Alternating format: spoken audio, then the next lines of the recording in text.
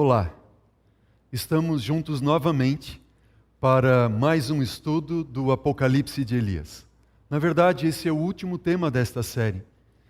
E você que acompanhou os outros temas, eu tenho certeza que Deus inflamou o seu coração pelo poder da sua palavra, da palavra de Deus.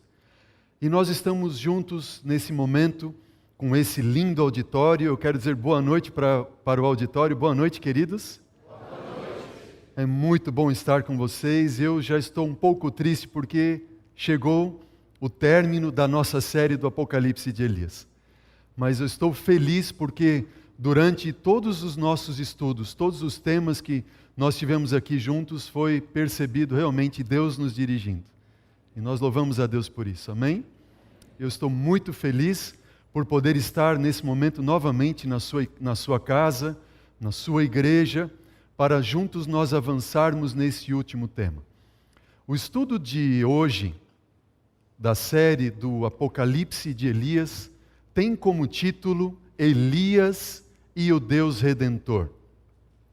Eu quero pedir para que você, nesse momento, curve a sua cabeça, você que está nos assistindo também, feche os seus olhos e vamos buscar a Deus em oração.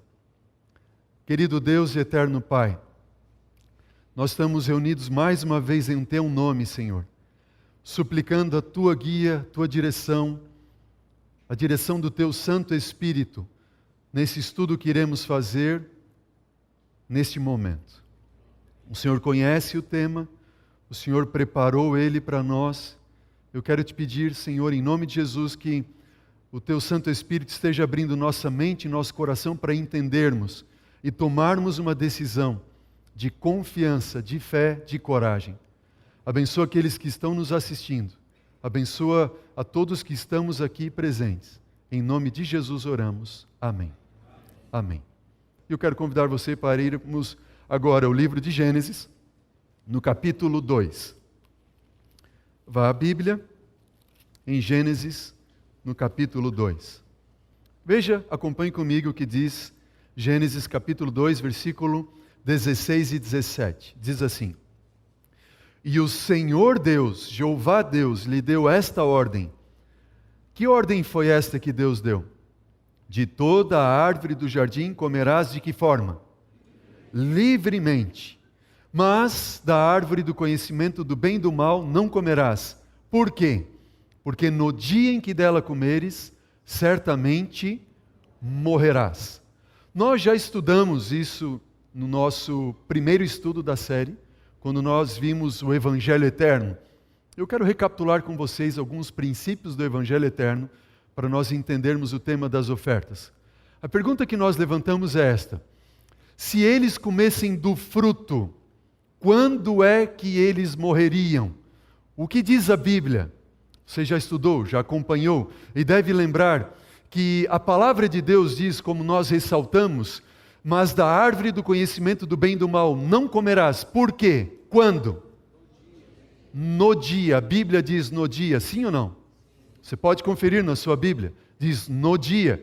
No dia em que dela comeres, certamente morrerás. Então, nós perguntamos, e eles morreram naquele dia, sim ou não?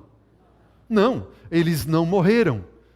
Mas a chave para nós entendermos essa questão de que eles não morreram, porque Deus disse que eles deveriam morrer naquele dia, e um dia em Gênesis, no contexto imediato na Bíblia, nós vimos na criação, no capítulo 1, que um dia correspondia a quê? Tarde e manhã o primeiro dia, tarde e manhã o segundo dia, o terceiro dia, o quarto, quinto, sexto, o sétimo dia, tarde e manhã. Eles ouviram a voz do Senhor Deus que andava no jardim em que momento? Na viração do dia. E a viração do dia corresponde a que tempo? No pôr do sol. E Deus veio ter com eles na viração do dia. E o que aconteceu? Adão e Eva se esconderam da presença do Senhor. Por que eles se esconderam? Porque eles ficaram com medo. Eles temeram a presença de Deus. Notem, queridos, Quando Deus vem se encontrar com eles, nós temos uma revelação bíblica do Salmo capítulo 85, versículo 10, que na cruz encontraram-se a graça e a verdade, a justiça e a paz se beijaram. O que nós temos aqui? Para nós entendermos esse texto, nós temos que perceber o seguinte: o grande dilema que Satanás levantou diante de todo o universo foi acerca do caráter de Deus. E que dilema foi esse? Satanás, ele disse o seguinte: Deus, ele não pode ser justo e misericordioso, o quê? Ao mesmo tempo. É impossível. Deus deu uma ordem, e a ordem do Senhor foi qual? Se vocês comerem do fruto, vocês vão o quê? Vocês vão morrer. Quando Eva toma do fruto, come, e ela chama o seu marido, oferece para ele, e ele também come do fruto, a Bíblia não diz, não revela.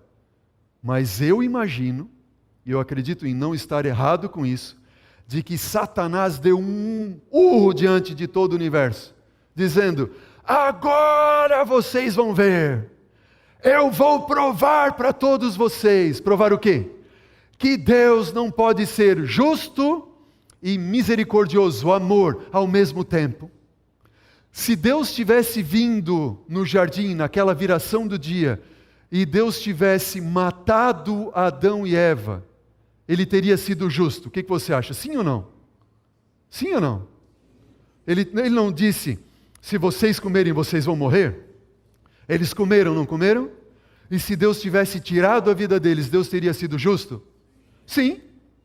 Então, a justiça de Deus, que está ligada à sua lei, Deus então estabeleceria a sua justiça, firmaria a sua lei, mas onde estaria o caráter de amor e misericordioso de Deus? Vocês estão entendendo? Então ele seria justo, mas não seria o quê? Amor e misericórdia. E se Deus tivesse feito o contrário?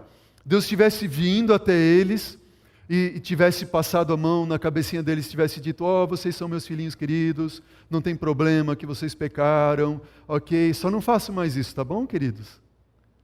Se Deus tivesse feito isso, Deus teria demonstrado o seu amor e misericórdia, não é?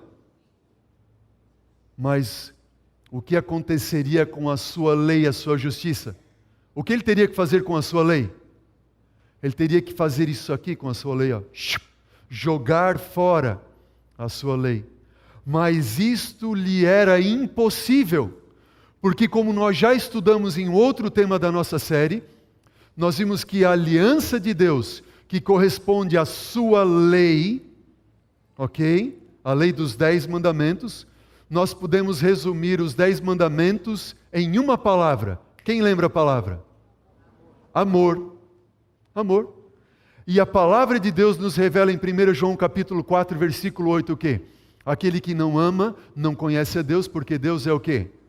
Deus é amor. Então, esse Deus amor que instituiu uma lei de amor, essa lei faz parte do seu próprio caráter. E Satanás queria justamente fazer isso, dizer que essa lei de Deus não é amor. É impossível. Só que quando nós imaginamos e vemos aquela cena, eu queria que você tentasse me acompanhar agora nesta cena, de Deus chegando junto de Adão e Eva. E Deus chega junto deles e diz o que, filhos? Vocês têm que morrer. E eu imagino Satanás dizendo: eu vou provar. Só que vocês não vão morrer. E Satanás fica assim, o universo todo fica expectante. E o que ele vai fazer? Deus então providencia o quê? Um cordeiro, certo? Deus traz um cordeiro, um animalzinho. E a Bíblia diz em Gênesis capítulo 3, versículo 21, você pode ler na sua Bíblia, diz o quê? Fez o Senhor Deus vestimentas para Adão e sua mulher e os vestiu. O que acontece ali? Ele, Deus, providenciou um cordeiro. E aquele cordeiro era uma o quê? Uma oferta pelo pecado. Era uma oferta pelo pecado. Só que, prestem atenção, quando Deus traz o cordeiro e dá a oferta pelo pecado, Deus está olhando para Adão e Eva e dizendo o seguinte: Adão e Eva, vocês tinham que morrer. No entanto, vocês não vão morrer. Como assim, Senhor? Vocês estão vendo esse animalzinho? Eu estou providenciando esse animal como uma oferta pelo pecado de vocês. Sem derramamento de sangue, diz a Bíblia no livro de Hebreus, não há remissão ou não há perdão de pecados. E Deus traz, e aquele animal tinha que ser morto. E Deus olha para Adão e Eva e diz assim: Adão, esse animalzinho, esse cordeirinho, ele será morto. Ele representa o inocente e vocês representam os culpados. No entanto, eu vou fazer o inocente culpado e eu vou fazer de vocês que são culpados o quê? Inocentes. E o inocente vai morrer no lugar do pecador. Este aqui receberia morte imerecida para que vocês recebam o quê? Vida imerecida. E esse dom de vida imerecido nós chamamos de graça. Graça. Só que bastava que Deus ofertasse a eles a graça para eles serem salvos? O que deveria acontecer mais? Eles tinham que aceitar a graça. E essa aceitação da graça envolveria o sacrifício do cordeiro. E Deus estava dizendo o seguinte: Adão e Eva, vocês estão vendo esse cordeirinho? Ele vai morrer hoje por vocês. E Adão, eu imagino, dizendo: como assim, Senhor? Deus está dizendo: no entanto, Adão, esse cordeirinho, ele não vai efetivamente salvar vocês. Ele simplesmente representa que eu, que sou teu Criador, eu virei um dia a este mundo, eu vou me fazer homem como você é, e eu vou morrer no seu lugar para te salvar. Qual você acha que foi a resposta de Adão? Adão olhou para Deus e disse: Senhor, como? Como é que o Senhor vai morrer no meu lugar? Isso eu não posso aceitar. Eu não posso aceitar que o Senhor morra no meu lugar. Eu que sou o errado. E Deus então dá para Adão e Eva um panorama do que aconteceria, e Deus mostra o plano da redenção para eles e diz: eu vou derramar o meu sangue, eu vou morrer no lugar de vocês. E Deus assim: Senhor, eu não posso permitir que o Senhor morra no meu lugar. Como é que eu vou permitir que o Senhor venha, sofra, como o Senhor está mencionando para mim, assim, assim, assim? Eu não posso, Senhor. E Deus olha para Adão e diz: Adão, por favor, deixe eu morrer no teu lugar. Essa é a única forma que eu tenho para salvar você. E Adão diz: Senhor, por favor, eu não posso permitir isso. E Deus apela ao coração de Adão, dizendo: Adão, por favor, deixa. Se eu não morrer por você, eu nunca mais verei você. Eu nunca mais verei Eva. Eu nunca mais terei vocês ao meu lado. Eu não poderei ter os seus filhos comigo. Eu amo vocês, eu criei vocês. Vocês são tudo para mim. E Adão diz: mas Senhor, como? E Deus apela dizendo: deixa. E esse é o mesmo apelo que Deus faz hoje para nós. O pecado, ele é irracional, nós não conseguimos entender como que um Deus que veio a este mundo, se fez homem, morreu na cruz para nos salvar, e nós ainda ficamos apegados às coisas deste mundo. Deus está apelando ao seu coração nessa noite dizendo: filha, filho, querido, deixa eu te salvar, aceita. Porque Deus amou o seu Filho unigênito, amou ao mundo de tal maneira que Ele enviou o seu Filho unigênito para que você, se você nele crer, você não vai morrer, mas você poderá ter vida eterna. Esse é o apelo de Deus. E nós vemos Deus trazendo a primeira oferta que deveria ser aceita por eles, mas eles teriam que sacrificar a oferta, e Adão sacrificou aquele cordeiro, e Deus providenciou vestes de peles, sabe por quê? Porque quando Deus olhasse para Adão, Deus não veria a nudez dele, Deus, ao olhar para ele, não veria a nudez de um caráter pecador, de um ser que desobedeceu, que não confiou nele, mas Deus, ao olhar para ele, viria quem? O Cordeiro. O Cordeiro. Vestes do Cordeiro. E o mesmo acontece conosco. Quando nós aceitamos a Jesus, Deus olha para nós e, por um ato de misericórdia, de graça, Ele imputa sobre nós uma justiça que era de Cristo. E Ele olha para nós e não vê os nossos pecados, Ele vê Cristo Jesus, que cobriu-nos do pecado, porque os nossos pecados foram tirados de sobre nós e foram colocados sobre quem? Sobre Ele, quando Ele morreu por nós na cruz do Calvário, amém? E eu pergunto a você, que amor é esse? Que amor é esse? E quando chega na cruz, na verdade, no momento da história deste mundo, de repente aparece em uma manjedoura e anjos vêm do céu cantando glória, hosanas a Deus nas alturas, porque é nascido hoje em Belém o Salvador. E quando eles vão ver, eu imagino naquela manjedoura, e então Satanás olha, o que ele está fazendo aqui? O que ele está fazendo aqui? Ele acha que seria fácil. Mas Cristo Jesus, Ele foi tentado em todas as coisas a nossa semelhança, mas Ele não pecou. E o livro de João, capítulo 13, versículo 1 diz, tendo amado os seus, sendo chegada a sua hora, tendo amado os seus que estavam no mundo, amou-os até quando? Até o fim. E o fim representa o quê? A cruz. E o próprio Deus, o Todo-Poderoso, o Criador dos céus e da terra, o Criador de todo o universo, Ele se fez homem, esteve entre nós.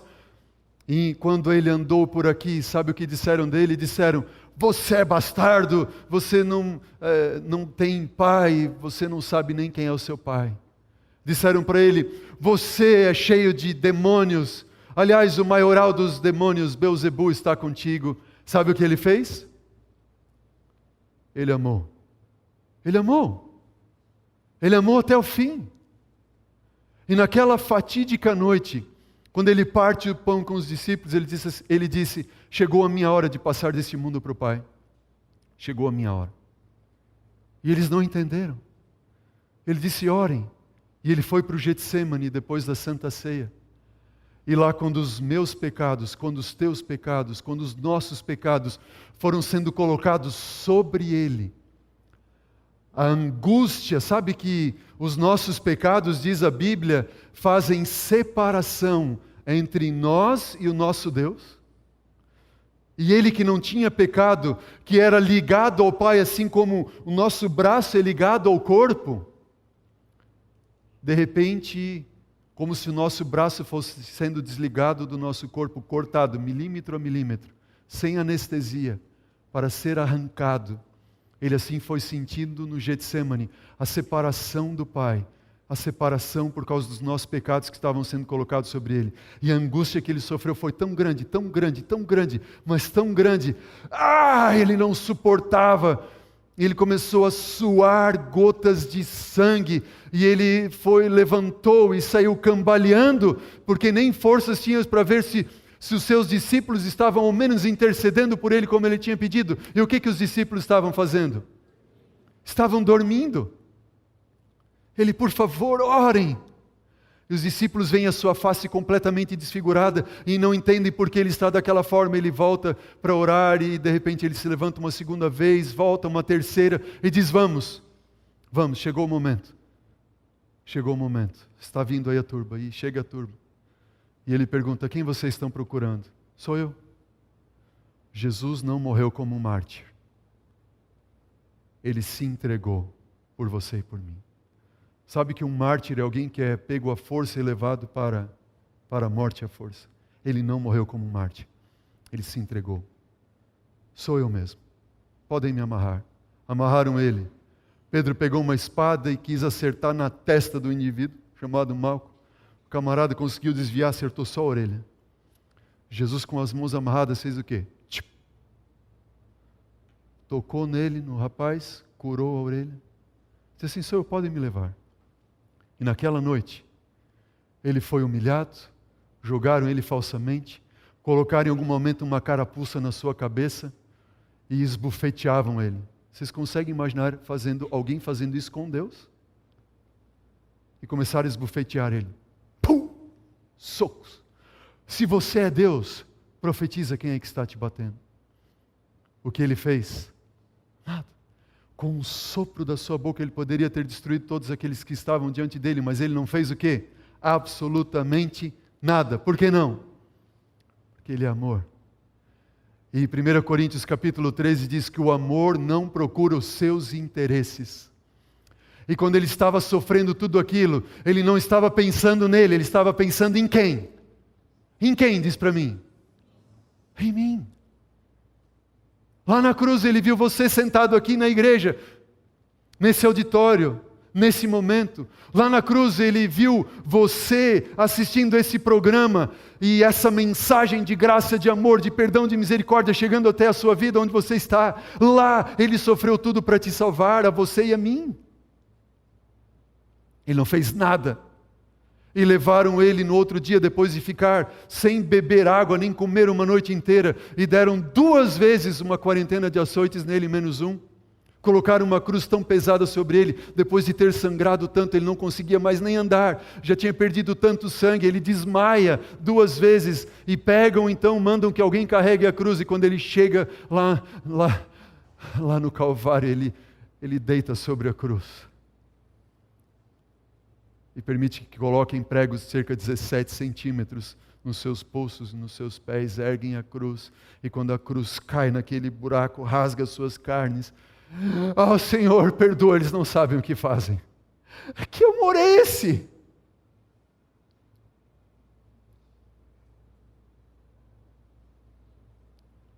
Na cruz, Deus o Eterno, Ele provou que Ele pode ser justo e amor misericordioso ao mesmo tempo, quando Ele continuou promovendo a sua justiça, dizendo: a minha lei é imutável como eu sou. O livro de Malaquias diz: eu sou Deus e não mudo. E Ele fez com que a sua ira recaísse sobre si mesmo.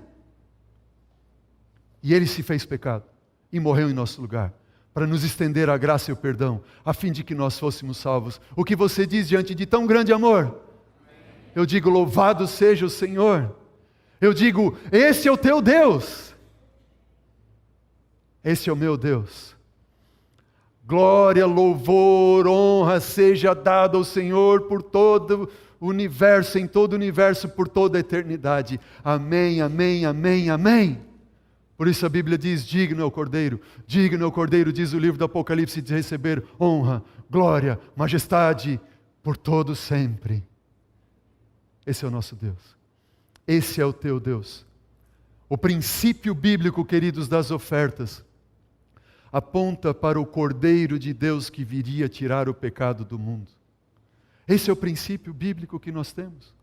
Agora, eu queria que você voltasse lá no Jardim do Éden, quando Deus deu aquela primeira oferta.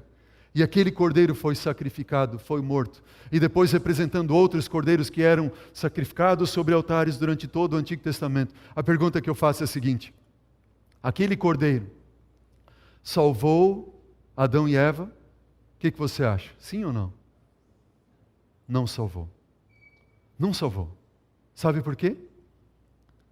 Olha o que diz o livro de Hebreus, capítulo 10, versículo 3 e 4. Diz assim: entretanto, nesses sacrifícios faz-se recordação dos pecados todos os anos, porque é o quê?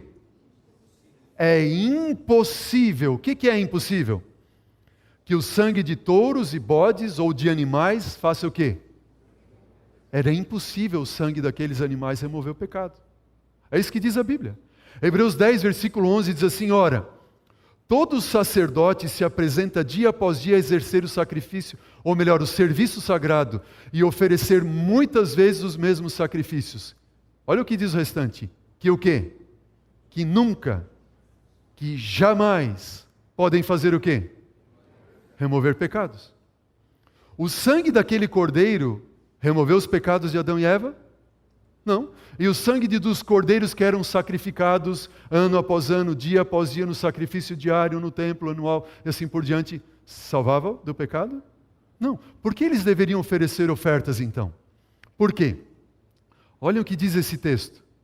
Diz assim: as ofertas sacrificais foram ordenadas por Deus a fim de serem para o homem uma perpétua lembrança do seu pecado e um reconhecimento de arrependimento do mesmo, bem como seria uma confissão de sua fé no Redentor prometido. Eu vou dividir esse texto para você ver como é claro esses 3 pontos. Veja, as ofertas sacrificais foram ordenadas por Deus a fim de serem para o homem, primeiro o quê? Uma perpétua lembrança do quê?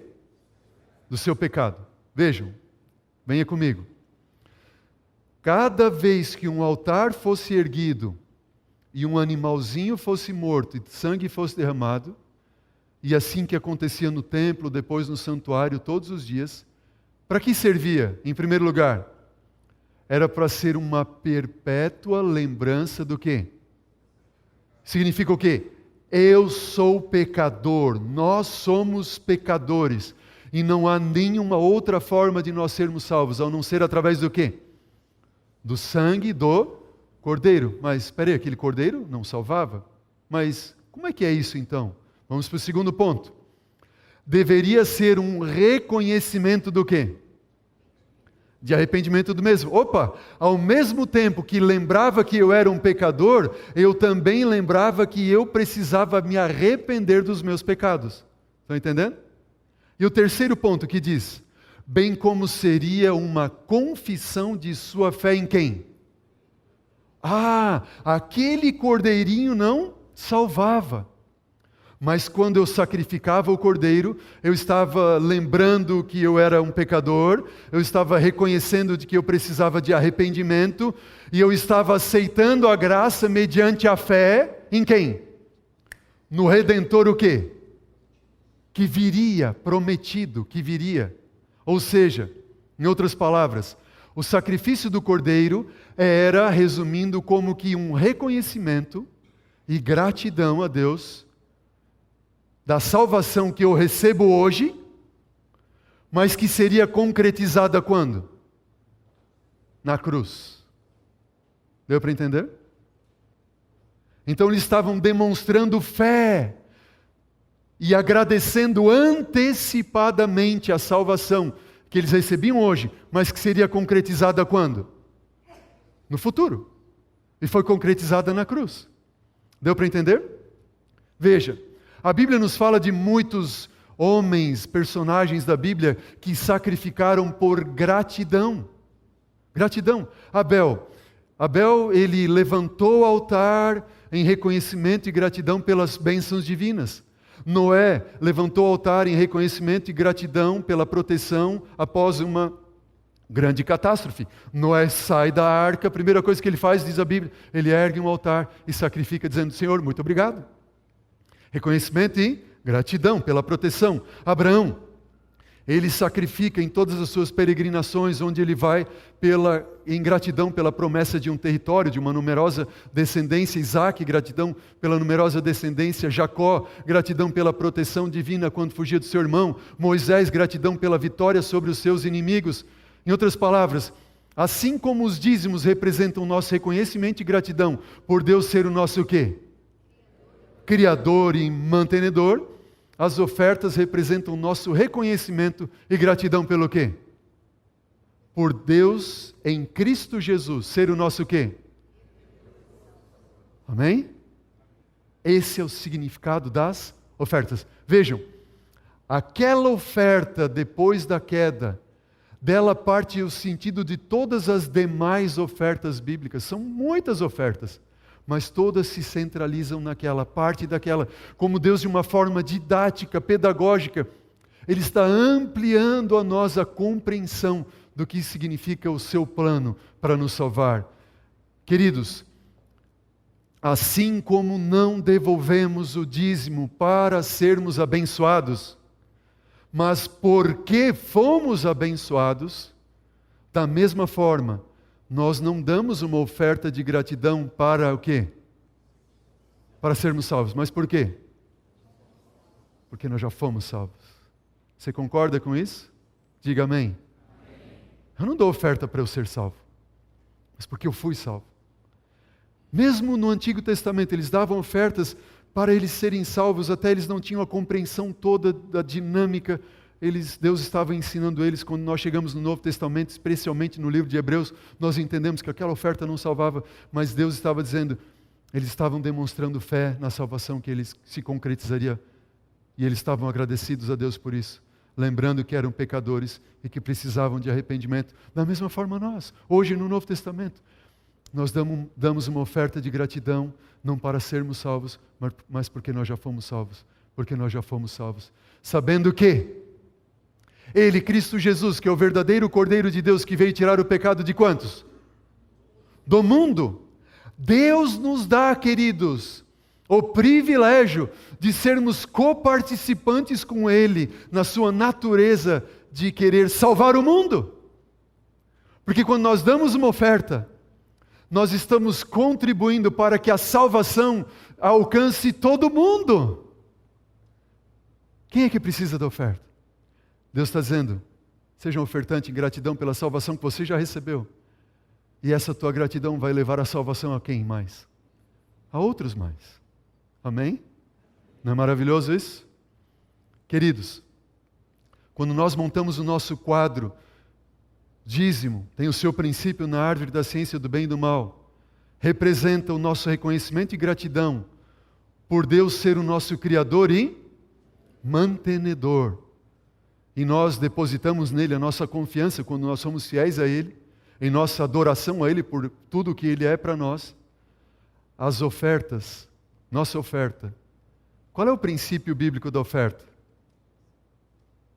A cruz. O cordeiro que foi morto. E as ofertas, tendo o seu princípio na cruz, no cordeiro que Deus providenciou, o sacrifício desde lá do Éden até Cristo Jesus, elas representam também o quê? Reconhecimento mas qual é o motivo? Porque Deus é o quê? Salvador e Redentor. Abra sua Bíblia no livro de Gênesis, capítulo 28, versículo 10. Acompanhe comigo a leitura. Partindo Jacó de Berseba e seguiu para Harã. Tendo chegado em certo lugar, passou ali a noite, pois já era o sol posto. E tomou uma das pedras do lugar e fê-la seu travesseiro, e deitou ali mesmo para dormir. Pare um pouquinho, olhe para mim. Essa história é de Jacó, quando ele fugiu do seu irmão Esaú, que jurou ele de morte assim que o seu pai morresse. E a mãe dele disse assim, filho, vai embora, vai procurar uma esposa lá, junto da terra dos meus pais, porque se o teu irmão tiver a oportunidade, ele vai te matar. E Jacó saiu. E ele saiu sem nada na mão. E ele chegou à noite e dormiu com a cabeça numa pedra. Ele não tinha nenhum travesseiro para dormir. Versículo 12. E sonhou. E exposta na terra uma escada, cujo topo atingia onde? O céu. E os anjos de Deus faziam o que naquela escada? Os anjos de Deus subiam e desciam por ela. Versículo 13. Perto dele estava o Senhor e lhe disse, eu sou o Senhor, eu sou Jeová, Deus de Abraão, teu pai, e Deus de Isaque. A terra que agora estás deitado, eu te darei a ti e a tua descendência. A tua descendência será como o pó da terra. Estender-te-ás para o ocidente, para o oriente, para o norte, para o sul. E em ti e na tua descendência serão abençoados quantos? Isso corresponde a você também? Por quê? Porque de Jacó viria Jesus, o Salvador de todo mundo. Versículo 15. Eis que eu estou contigo, disse Jeová, o Senhor, e te guardarei por onde quer que fores, e te farei voltar a esta terra, porque eu não te desampararei, até cumprir aquilo que te hei referido. Despertado Jacó do sono, ele disse, uau, na verdade o Senhor está nesse lugar, e eu não sabia. E temendo ele disse o quê? Quão terrível é este lugar! Este lugar é o quê? É a casa de Deus e a porta do céu. Pare um pouquinho, vamos refletir o que nós acabamos de ler. Jacó tem um sonho, e nesse sonho ele vê uma escada, e essa escada foi posta onde? Diz para mim, igreja. Na terra. Essa escada ela foi posta na terra, e o topo dela atingiu onde? No céu. E quando o topo dessa escada atinge o céu, o que acontece com o céu? O céu abre, não abre? O céu se abre. E anjos de Deus fazem o quê? Sobem e descem por aquela escada. Os anjos sobem e descem por aquela escada. E de repente Deus aparece. E Deus diz: eu sou o Jeová, eu sou o Senhor, eu sou o teu Deus, o Deus dos teus pais. E eu vou ser contigo. E eu vou te dar numerosa descendência. E eu vou te dar essa terra. E os teus filhos vão habitar todo esse local, desde norte, sul, leste e oeste. E em ti, através de ti, serão abençoadas todas as famílias da terra. Eu serei contigo. E Jacó desperta do sono. E ele diz: uau, na verdade o Senhor Deus está aqui, eu não sabia. E esse lugar, então, é a casa de Deus. É a porta dos céus. E Jacó continua, então, o relato bíblico dizendo, versículo 18 agora: tendo levantado Jacó cedo de madrugada, tomou uma pedra onde havia posto por travesseiro e erigiu por coluna, sobre cujo topo entortou azeite. E o lugar, cidade onde outrora chamava Luz, deu o nome de quem? De Betel. Fez também Jacó um voto dizendo: se o Senhor for comigo e me guardar nessa jornada que empreendo, e me der pão de comer e roupa que me vista, de maneira que eu volte em paz para a casa de meu pai, então o Senhor será o meu Deus, e a pedra que erigi por coluna será a casa de Deus, e de tudo quanto me concederes, certamente eu te darei o quê? Opa! Dizer que se Deus for comigo, ele não está dizendo se Deus é Deus. Ele está dizendo: se Deus for comigo e me abençoar e me der, de tudo que ele der, eu vou devolver para ele quanto? O dízimo. Quanto que Jacó tinha? Nada. Jacó tinha garantia de alimento? Não. Ele tinha garantia de vestimenta? Não. Ele tinha garantia de moradia? Não. Ele tinha garantia de manutenção da vida? Não. Mas Jacó está dizendo: se o Senhor for comigo e me manter com vida, Ele como meu Criador e mantenedor, eu vou devolver para Ele o quê? Eu vou devolver para Ele o dízimo. Passados 20 anos, capítulo 35 agora, do livro de Gênesis. Olha o que diz lá. Capítulo 35, diz assim: disse Deus a Jacó: levanta-te, 20 anos depois, sobe aonde? Que local é esse, Betel? Lá onde Jacó tinha tido aquela primeira visão. Visão do quê? De uma escada que foi posta na terra, atingiu o céu, abriu o céu, anjos subiam e desciam. E ele disse: eu vou dar o dízimo, o Senhor é o meu Deus criador, meu Deus mantenedor. Vamos lá, capítulo 35, versículo 1 novamente. Disse Deus a Jacó: levanta-te e sobe a Betel, habita ali e faze ali o quê? Há um altar ao Deus que te apareceu quando fugias da presença do teu irmão. Jacó levantou e foi. Ele foi àquele local, Betel, para fazer o quê? Levantar um altar. E o altar era um reconhecimento e gratidão de que Deus era dele, o seu Salvador e Redentor. Naquele altar ele estava demonstrando que era um adorador de Jeová, que ele acreditava na salvação única e exclusivamente em Jeová. Estava dando um testemunho para todos, inclusive os da sua família, de que ele era um filho de Jeová e confiava na salvação de Jeová, o Senhor. Deu para entender? O que nós temos na história de Jacó? Em Betel, uma visão. E nessa visão ele diz: eu vou ser fiel no dízimo. 20 anos depois Deus diz assim: vá lá e levante um altar e oferece uma oferta. Reconhecimento de que Deus é o Criador e mantenedor. Reconhecimento de que Deus é o quê? Salvador e Redentor. Vá à Bíblia no livro de João. Evangelho de João, no capítulo 1. João 1. Olha o que diz lá. Diz assim: no princípio era o quê? Era o Verbo. E o Verbo estava com Deus, e o Verbo era Deus. Ele estava no princípio com Deus, e todas as coisas foram feitas por intermédio dele, e sem ele nada do que foi feito se... O Verbo é quem? É o Deus o quê? Criador e mantenedor. Olha o que diz o versículo 14, do mesmo capítulo. E o Verbo se fez carne e habitou entre nós, cheio de graça e de verdade, e vimos a sua glória, glória como do unigênito do... Quem é o Verbo, Deus, que se fez carne? Jesus, não é verdade? Jesus é o nosso Deus criador e mantenedor. Agora veja o que está no versículo 29, do mesmo capítulo. Diz, no dia seguinte, viu João a Jesus que vinha para ele e disse o quê? Ei, olhem, eis o Cordeiro de Deus que veio fazer o quê? Tirar o pecado do mundo. Esse Verbo que é Deus, ele é o Deus criador e mantenedor, mas ele é também o quê? Ele é o Cordeiro. Ele é o Deus Salvador e Redentor. Agora, vá ao versículo 47, do mesmo capítulo.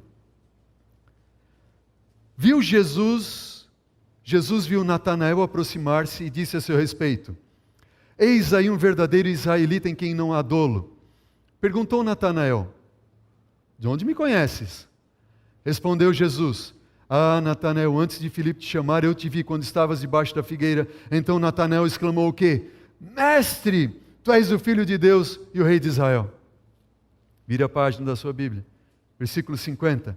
Diz, ao que Jesus lhe respondeu, porque eu te disse que eu te vi debaixo da figueira, crês?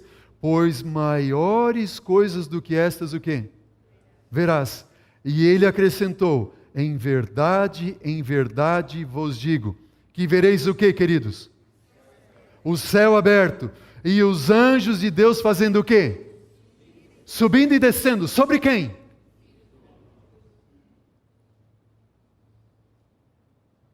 Onde é que você viu o céu aberto? Anjos de Deus subindo e descendo. Sobre uma escada. Quem é a escada de Jacó?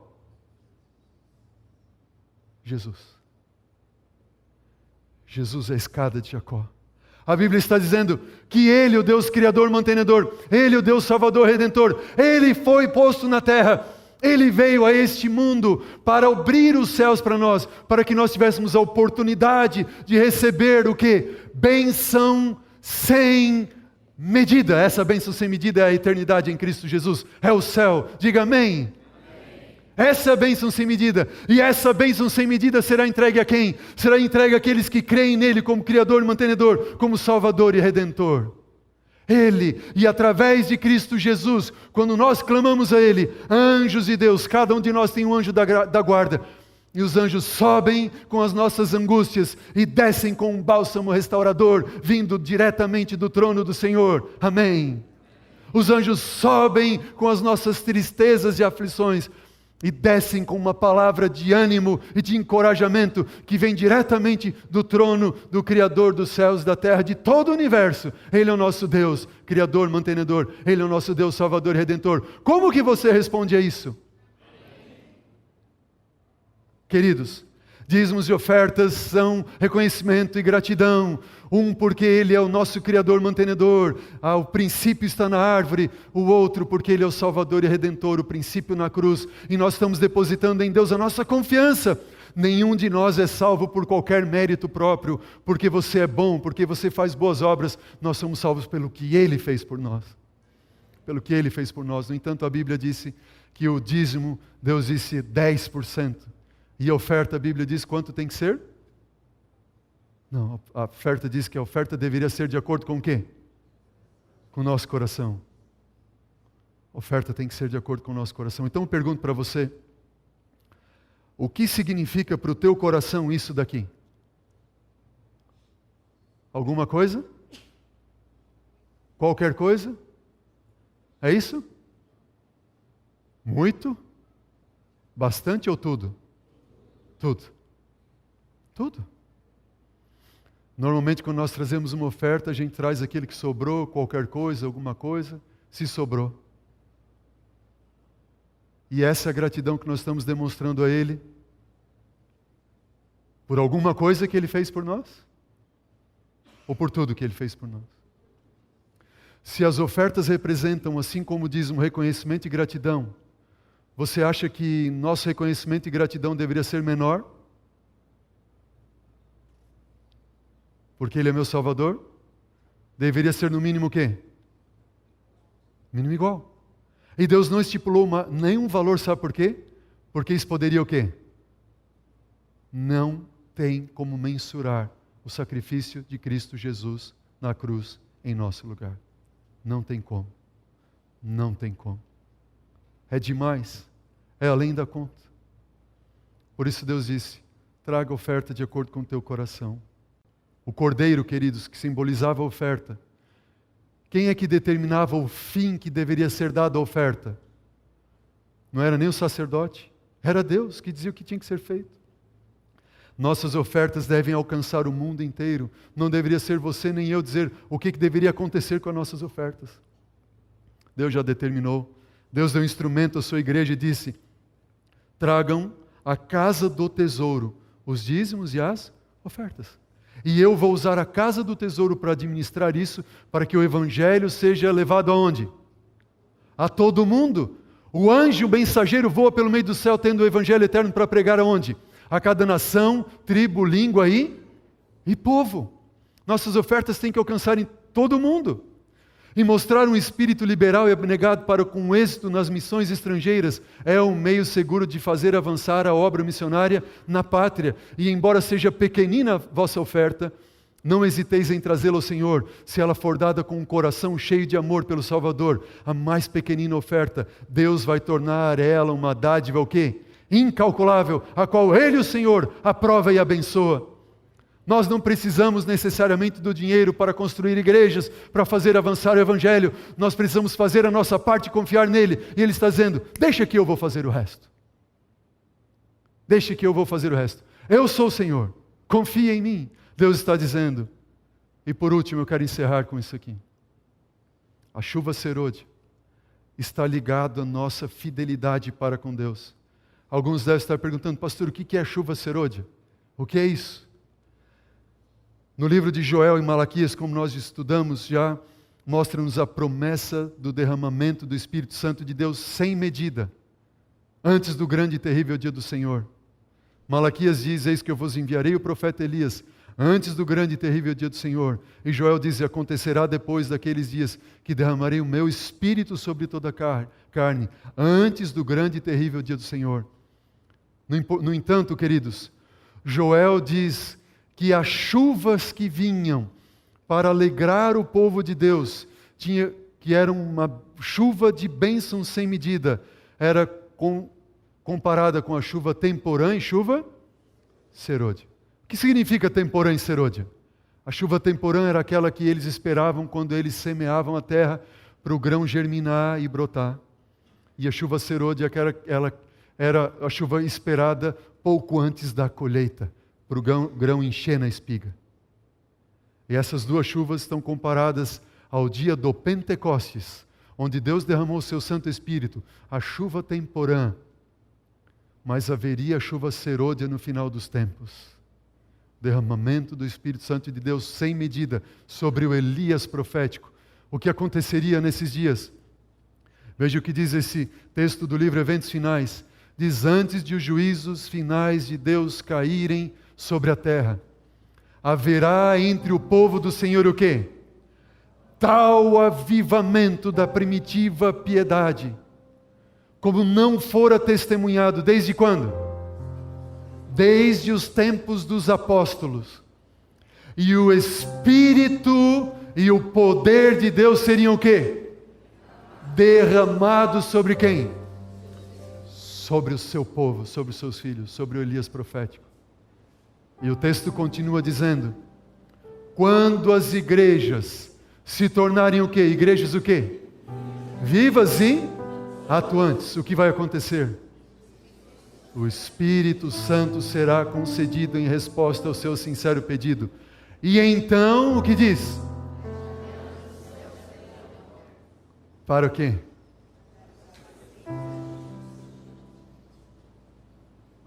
Onde é que você vê janelas do céu abertas na Bíblia? Onde você vê os céus abertos na Bíblia? Onde? Janelas do céu se abrindo.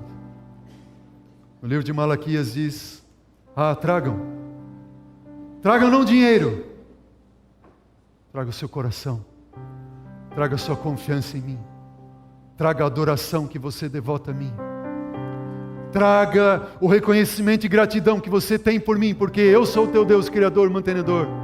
Traga o seu reconhecimento e gratidão a mim, porque eu sou o teu Salvador e o teu Redentor. Provem-me nisto, Deus está dizendo. Não de nós colocarmos Deus na parede e dizer, eu quero ver se Deus é Deus. Não, Deus está dizendo, me experimenta. Experimenta viver uma vida completamente dependente de mim. Experimenta confiar em mim de todo o teu coração, de toda a tua alma, de todas as tuas forças. Experimenta. E veja se eu não vou abrir sobre você as janelas do céu e derramar sobre ti bênção sem medida. Sabe o que é isso?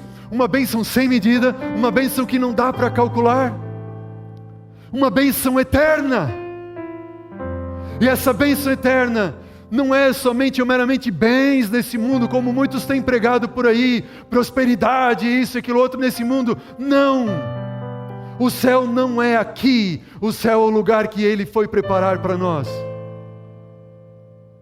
Bênção sem medida em Malaquias, em primeiro lugar, corresponde ao derramamento do Espírito Santo de Deus sobre nós, que é o eterno, habitando no nosso coração. Bênção sem medida em Malaquias, em segundo lugar, significa aquele que atingiu o céu e abriu o céu para nós. Ele diz, sobre estes que são justos, nascerá o sol da justiça, trazendo salvação sobre as suas asas. A bênção sem medida será vida eterna em Cristo Jesus, nosso Deus Criador, nosso Deus Salvador, por toda a eternidade. Amém? Oh, queridos, quem foi Elias? O sucesso do ministério de Elias não era devido a qualquer qualidade inerente que ele possuía, mas devido à submissão completa da sua vida ao Espírito Santo, o qual era dado a ele, assim como será dado a quem? A todo o que fizer o quê? Exercer fé viva em Deus. Qual é o instrumento que Deus deixou para que nós aprendêssemos a exercer fé viva nele? Qual o instrumento? Dízimos e ofertas.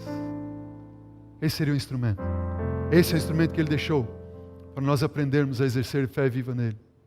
Quando nós concluímos nesse momento todo o estudo e paralelo profético da vida e obra do profeta Elias, do Elias profético, e o cumprimento dessas profecias, como você acompanhou em toda essa série, eu quero dizer para você que o paralelo não termina aí. Elias, depois que desceu o fogo do céu, ele orou a Deus, diz a Bíblia, 7 vezes, dizendo para Deus e clamando a Deus, Senhor, manda chuva, manda chuva, manda chuva sobre nós. E o seu servo foi 7 vezes, na 7ª vez ele voltou, e o servo deu esta ordem, essa palavra para Elias, dizendo, ó mestre, eis que se levanta do mar, lá uma nuvem, uma nuvenzinha, pequena como o tamanho da palma da mão de um homem. E Elias disse, yes, vem chuva em abundância. O que significa essa nuvem na profecia? Apocalipse capítulo 14, concluindo a mensagem do anjo, do mensageiro do capítulo 14, diz, olhei e eis uma nuvem branca, e sentado sobre essa nuvem, um semelhante ao filho de homem, e aquele que estava sentado sobre a nuvem passou a foice sobre a terra, e a terra foi o quê? A terra era ceifada depois do derramamento de qual chuva? Deus vai derramar o seu Santo Espírito sem medida, sobre quem? Sobre aqueles que confiam. Deus está dizendo com isso o quê? Filho, você confia em mim, então posso confiar a você o meu Espírito. Bênção sem medida eu vou derramar sobre você. E Jesus virá sobre as nuvens do céu, e Ele vai levar os justos para estar com Ele para todo sempre. Mateus 24, versículo 29 e 30 diz, então aparecerá no céu o sinal do Filho do Homem, todos os povos da terra se lamentarão e verão o Filho do Homem vindo sobre as nuvens do céu, com poder e grande glória. E diz Apocalipse 1,7, eis que Ele vem com as nuvens, e todo olho verá. E no livro Grande Conflito, O Espírito de profecia diz: surge logo no Oriente uma pequena nuvem negra, aproximadamente do tamanho da metade da mão de um homem. É a visão do servo de Elias. É a nuvem que rodeia o Salvador e que à distância parece estar envolta em trevas. Mas o povo de Deus sabe ser este o quê? Sinal da vinda de Cristo Jesus. E Paulo disse: depois nós, os vivos, os que ficarmos, seremos arrebatados juntamente com eles para o encontro do Senhor onde? Nas nuvens dos céus. O Elias profético, o povo do tempo do fim, é aquele que crê que, como o profeta Elias, poderá ser trasladado vivo ao céu sem ver a morte. Amém? Cristo Jesus está voltando, queridos. Falta muito pouco. A decisão é sua. Depois de estudar toda essa série, de ver todos esses temas, qual será a sua resposta? Minha oração é que você olhe ao Senhor Deus e diga: Senhor, faz de mim esse Elias. Amém? Faz de mim esse Elias. Ajuda-me a confiar em Ti. Ajuda-me a entregar a Ti. Ajuda-me, porque eu quero receber o Teu Espírito e estar contigo para todo sempre. Enquanto estiver aqui, eu quero ser um instrumento de salvação, através da minha influência, dos meus dons, dos meus dízimos e das minhas ofertas. Alguém nessa noite gostaria de tomar essa decisão diante do Senhor, dizer: Senhor, eu quero essa noite fazer uma aliança de fé contigo, confiando tudo o que eu tenho e sou ao Senhor. Você gostaria de tomar essa decisão? Você que está me assistindo em casa ou na sua igreja, não importa onde você estiver nesse momento, você gostaria de tomar essa decisão, crendo, confiando nesse Deus que Ele está vindo te buscar e entregar a sua vida ao Senhor sem reservas? Levante a sua mão onde você está nesse momento. Levante a sua mão, você quer tomar essa decisão. Glória a Deus por isso, amém? Feche os seus olhos e vamos orar. Querido Deus, louvado seja o Teu nome, meu Pai, porque Tu és o nosso Deus eterno, Criador, mantenedor, mas que se fez homem para nos salvar e nos redimir de todos os nossos pecados. Venha logo nos buscar, Senhor. Enquanto o Senhor não vem, faz-nos de nós instrumentos para abreviar a Tua vinda. Usa os nossos recursos, nossos talentos, tudo o que temos e somos, nós colocamos nas Tuas mãos. Em nome de Cristo Jesus. Amém. Que Deus abençoe a todos. Amém.